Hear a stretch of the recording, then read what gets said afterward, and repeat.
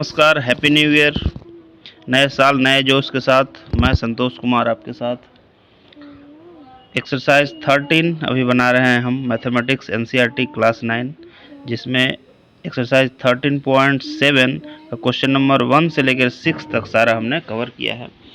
Description box में हमारा link आप देख सकते हैं। पिछले वीडियोज़ कुछ हम लिंक हम यहाँ पे शेयर करने जा रहे हैं आपके साथ। और जो भी स्टूडेंट जो रेगुलर व्यूअर्स हैं, कृपया सब्सक्राइब कीजिए, लाइक कीजिए, ताकि और भी स्टूडेंट तक हमारा वीडियो पहुंच सके। तो आइए देर न करते हुए शुरू करते हैं। यहाँ पे जो एक्सरसाइज 13.7 है, ये पूरा का पूरा कोन के वॉल्यूम पे बेस्ड यहाँ पे क्वेश्चन है। कोन का वॉल्यूम, जैसा कि आप जानते हैं कि सेम रेडियस और डायमीटर और हाइट का जो सिलेंडर होगा उसके वॉल्यूम का 1/3 होता है। यानी कोन का जो वॉल्यूम होता है वो आपका होता है 1/3 pi r square h. Pi r square h यानी कि बेस का जो सिलेंडर का बेस देखिए सर्कुलर है, और उसके बेस का एरिया और इनटू हाइट जो होता है सिलेंडर का, उसका 1/3 होता है आपका कोन का। तो इस तरह से आप याद रख सकते हैं कि कोन का वॉल्यूम जो होता है 1/3 पाई आर स्क्वायर एच होता है, और कोन में एक तिरछी ऊंचाई यानी एल आ जाता है। एल होता है under root are square plus H square, यानी कि आर एच और एल तीनों मिलके एक राइट एंगल ट्रायंगल का निर्माण करते हैं। और इस तरह से वो तीनों का संबंध वही होता है जो हाइपोटेनस और परपेंडिकुलर और बेस का होता है। और इस प्रकार से आपका कोन का जो कर्व सरफेस एरिया होगा वह होता है आपका पाई आर इंटू एल, यानी कर्व सरफेस एरिया यहाँ पे हो जाएगा पाई आर इंटू एल। और टोटल सरफेस एरिया क्या होता है, पाई आर एल में आप जोड़ दीजिए इसका बेस का जो सर्किल होता है इसका, तो पाई आर स्क्वायर इसमें जुड़ जाएगा। यानी कि इसको अगर पाई आर कॉमन ले लिया तो pi are into r plus l, यह आपका टोटल सरफेस एरिया हो जाएगा। तो इस तरह से 4-5 बिंदुओं को ध्यान में रखिए। पहला तो हो गया वॉल्यूम कोन का 1/3 पाई आर स्क्वायर एच। दूसरा हो गया आपका curve surface area pi are into L.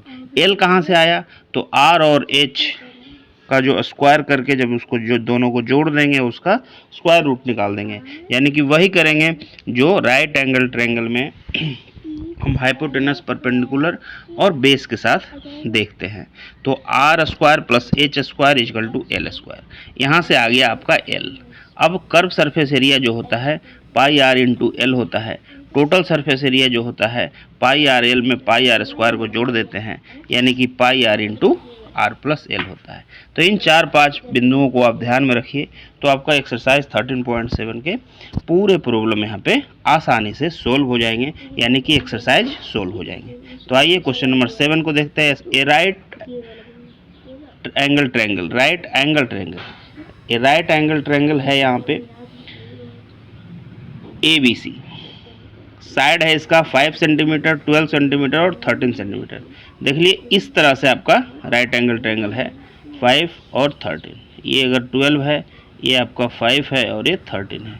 इसमें क्या बोला जा रहा है, is revolve about the 12 centimetre. ये 12 सेंटीमीटर वाला जो साइड है इसको स्टैटिक रख दिया और ये सारों को ऐसे घुमा दिया, तो इस तरफ भी ऐसे हो जाएगा और ये बेस इसका सर्कुलर हो जाएगा।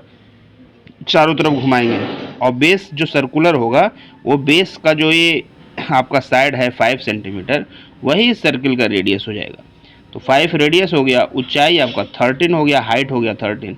अब एक शंकु का आकार ही बन जाएगा ये। अगर राइट एंगल ट्रायंगल के एक साइड को स्टैटिक रख करके एक्सिस बना के और चारों तरफ से घुमा दिया जाए तो ये एक शंकु का आकार ही बनेगा। आप देख लीजिए। तो find the volume of the solid. तो वॉल्यूम यहाँ पे क्या होगा 1/3 पाई आर स्क्वायर एच। अब यहाँ पे आर जो है आपका 5 है, अब एच जो है आपका 13 है। तो इस प्रकार से जब इसमें हम रखेंगे वैल्यू तो क्या आता है देखिए, इस प्रकार से आपका बनेगा फिगर। ये 5 हो गया आपका रेडियस और ये हाइट हो गया आपका 12, और इस तरह से स्लैंट हाइट हो गया आपका 13 हो गया स्लैंट हाइट, और 12 आपका जो स्टैटिक है ये हो गया हाइट। तो इस प्रकार से जब आपका बनेगा फिगर तो देखिए इसमें h के जगह पे आप 12 रखिएगा, h हो गया 12 आपका, और आर हो गया 5। अब इसका वैल्यू अगर सेंटीमीटर में हम पुट करेंगे तो ये हो जाएगा 1/3 pi r square h, 1/3 pi 5 square into 12। अब इसको अगर सोल्व करेंगे तो 100 पाई सेंटीमीटर क्यूब आपका आंसर आ जाएगा। तो इसका वॉल्यूम हो जाएगा आपका 100 पाई सेंटीमीटर क्यूब। चलिए अब क्वेश्चन नंबर 8 देखते हैं। क्वेश्चन नंबर 8 यहाँ पे क्या है कि if the triangle A B C in the question 7 में जो ट्रायंगल बन रहा था ए बी सी इस प्रकार का बन रहा था। ये आपका 12, ये 13 और ये 5, ठीक है। Revolve about the side 5 centimetre. अब उल्टा देखिए 5 सेंटीमीटर साइड पे इसको घुमा दिया, यानी कि ये हो गया 13, ये हो गया 5 और ये हो गया 12। अब की जो आर जो होगा वो 12 होगा और एच जो होगा वो 5 होगा, यानी आर और एच दोनों बदल गए। अब क्या करना है, find the volume of the solid so obtain. इस प्रकार से जो सॉलिड बना उसका वॉल्यूम निकालना है। तो इस प्रकार से जो सॉलिड बना इस प्रकार का सॉलिड बन जाएगा। जैसे देखिए हाइट 5 और रेडियस आपका 12 और स्लैंट हाइट एल हो जाएगा 13। Find the ratio of the volume of the two solid obtain question number 7 and 8। दोनों के वॉल्यूम का रेशियो भी निकालना है। तो वॉल्यूम यहाँ पे क्या हो जाएगा 1/3 पाई और यहाँ पे आपका आर है 12, तो 12 स्क्वायर इंटू 5। इसका जो आएगा आंसर वही आपका वॉल्यूम होगा। और दोनों को वॉल्यूम हमारा निकल ही गया, अब दोनों को रेशियो आराम से हम निकाल सकते हैं। तो देख लिए यहाँ पे क्या आएगा, यहाँ पे 12 जो है रेडियस हो जाएगा और 5 हाइट हो जाएगा। 1/3 पाई 12 स्क्वायर इंटू 5 कर दिया तो ये 240 पाई सेंटीमीटर क्यूब आ गया। अब दोनों का रेशियो वहाँ पे देखिए, याद कीजिए आप क्वेश्चन नंबर 7 जब बनाए तो 100 पाई आया, यहाँ पे 240 पाई आया। दोनों को रेशियो निकालेंगे तो पाई से पाई कैंसिल हो जाएगा। अब 10:24 यानी 5:12 आ जाएगा। तो इस तरह से आपका आंसर 5:12 हो गया। अब आगे देखिए 5:12 आपका आंसर आ जाएगा क्वेश्चन नंबर 13 का। अब आगे क्वेश्चन नंबर 9 देखिए।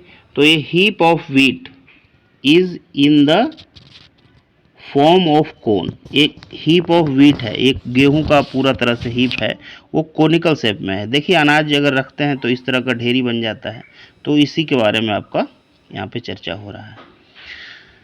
10.5 मीटर डायमीटर, 10.5 यहाँ पे डायमीटर दिया गया है 10.5, तो रेडियस कितना हो जाएगा 10.5 divided by 2। Heap of wheat देखिए जो गांव के लोग हैं वो जानते होंगे कि जब भी इस तरह से पूरा बहुत सारा अनाज एक जगह रख दिया जाता है तो इस तरह से ढेरी का रूप ये ले लेता है। नीचे तो बहुत बड़ा सर्कुलर शेप हो जाता है और ऊपर इस तरह से शेप में ये चला जाता है। तो खलियान में वो देखे होंगे बहुत सारे धान का, गेहूं का इस तरह का शेप का ढेरी, इसको गांव में ढेरी बोलते हैं। अब यहाँ पे क्या है, and height is 3 metre, find the volume. Height इसका 3 मीटर है, डायमीटर हो गया 10.5, तो रेडियस हो गया 10.5 डिवाइडेड बाई 2। अब इस तरह से हाइट हो गया आपका 3 मीटर, तो 3 मीटर हाइट हो गया, ठीक है, दोनों मीटर में है। The heap is to be covered by canvas. Heap को जो है ना ये पूरा ढेरी को कैनवास से कवर करना है। To protect it from rain, find the area of the canvas required. Area of the canvas, तो इसका कौन सा एरिया कवर होगा, कर्व सरफेस एरिया। तो हमें पाई आर एल निकालना है। तो आर तो हमें मालूम है कि 10.5 डिवाइडेड बाई 2 आएगा। एल निकालना है तो एल जो है हम वो वाला आर एल और एच का जो रिलेशन होता है √r² प्लस h², एल को लिख देंगे और वैसे करके इसको फाइंड कर लेंगे। तो आइए देखते हैं कैसे इसको सोल्व करेंगे। तो देखिए यहाँ पे आर लिख लिया, दोनों को ये 10.5 को 2 से डिवाइड कर दिया तो हमारा रेडियस आ गया, क्योंकि डायमीटर दिया हुआ था आपका तो 5.25 आ गया। अब यहाँ पे हाइट देखिए 3 मीटर है तो पाई r² h यहाँ पे वॉल्यूम के रूप में आपका 1/3 पाई r² h यानी कि 86.625 मीटर क्यूब वॉल्यूम आ गया। यहाँ पे देख लीजिए वॉल्यूम आपका आ चुका है 86.625 मीटर क्यूब। आगे जब हम इसको लेके बढ़ेंगे तो एल निकालेंगे पहले, क्योंकि सेकंड क्वेश्चन में कर्व सरफेस एरिया हमें निकालना है, उसको कैनवास से आपको ढकना है। तो उसके लिए केवल कर्व सरफेस एरिया पे ही तो कपड़ा लगाइएगा आप। तो पाई आर इंटू एल है, तो इससे पहले एल निकालेंगे, तो एल हो जाएगा under root are square plus H square. तो under root are square plus H square आपका कितना आएगा, अंडर रूट 5.25 का स्क्वायर प्लस 3 स्क्वायर। इसको सोल्व करेंगे तो आपका क्या आएगा, 6.05 आएगा। इसको सोल्व करने के बाद आपका जो आएगा 6.05 आएगा। यानी कि एक अगर समकोण त्रिभुज है, इसमें एक साइड अगर 5.25 है और एक साइड 3 है, तो दूसरा साइड हो जाएगा 6.05। और इस तरह का कोनिकल शेप का आपका ढेरी है, हीप है। अब इस तरह से पाई आर एल, अब पाई आर और एल तीनों हमें मालूम है, तो पाई आर एल देखिए निकाल लिया, तीनों को गुणा कर दिया, तो यहाँ पे आ गया 99.825 मीटर क्यूब। तो इस तरह से आपका आंसर 99.825 मीटर स्क्वायर, पाई आर एल यहाँ पे निकाल रहे हैं।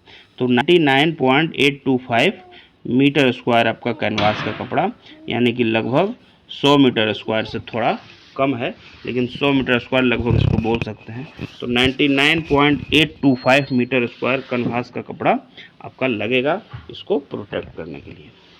आगे हम एक्सरसाइज 13 का ही चैप्टर 13 का ही एक्सरसाइज 13.8 लेकर आएंगे। तब तक के लिए नमस्कार, धन्यवाद।